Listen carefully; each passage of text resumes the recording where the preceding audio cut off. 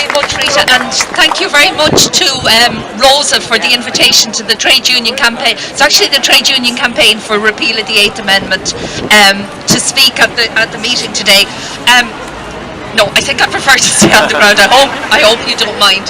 Okay, I just want to say, in 1983, this amendment was very strongly opposed by many trade unions, and including the ICTU. It was a sectarian amendment, it was an anti-democratic amendment, and in particular it was an anti-women amendment. But I don't think anybody in 1983 had any idea at all of the trauma, the horror, and the appalling effects of this amendment. They are beyond anybody's worst nightmare.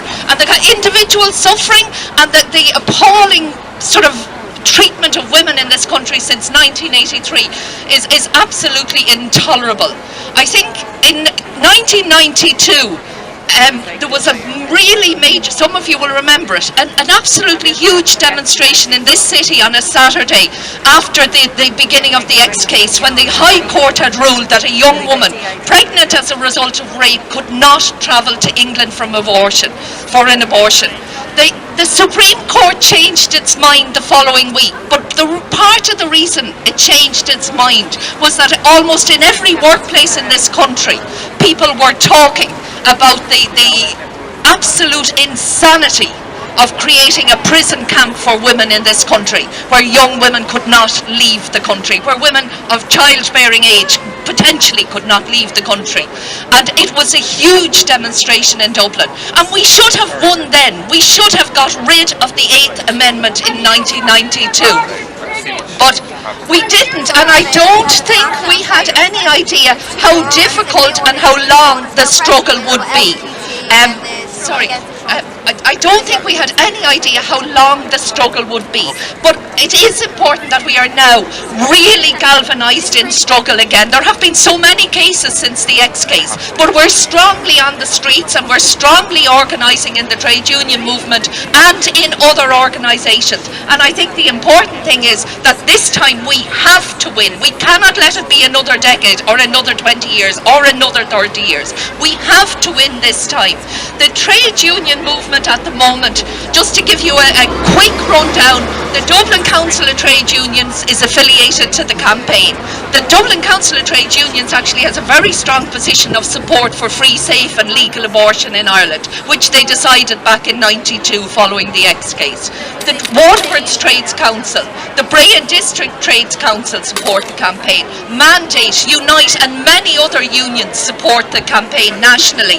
But very importantly, branches of unions, individual branches of unions where members have brought up the issue strongly are coming out in support of this. And I would appeal to everybody, go to your trade union branch and raise the issue. We need to convince our colleagues in small branch meetings, big branch meetings, in youth committees, and the youth committee of the ICTU supports the campaign, the youth committee of Unite supports the campaign, the youth committee of the CWU support the campaign, because members have gone to those organisations and have said this is an important issue. It's an important issue for women, it's an important issue for democracy, because remember that the whole scandal of the 8th Amendment is not just its effect on individual women, but it's the institutionalisation of hypocrisy in this country.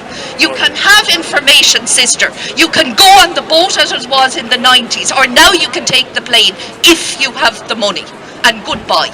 And that's hypocritical. And we saw the extent of the hypocrisy in this country in the Dáil in recent times, where Sinn Féin couldn't do anything. Now, they couldn't do anything in '83 either, because they didn't recognise the Constitution.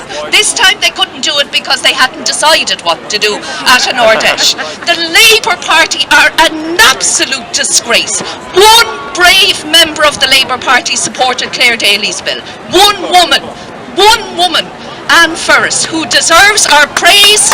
She deserves our recognition, and the rest of them deserve our absolute contempt. contempt. It will take a long time for the Labour Party to make up for what they did. I'm not sure they ever can, to be quite honest. But it was disgraceful. Absolutely disgraceful. And then there are all the other TDs who were so concerned about fatal fetal abnormality but still couldn't support Claire Daly's bill. So that's the hypocrisy that's enshrined in the work of this country. But we can break it, and we are breaking it. And it really is important in your workplace, in your union, in any organisation. It's not just trade unions. We need sporting organisations. Obviously we need women's organisations, but we need all sorts of organisations to discuss this issue and to demand the repeal of the 8th Amendment. And just finally, I would say, I think because it is really important that this is part of an international struggle.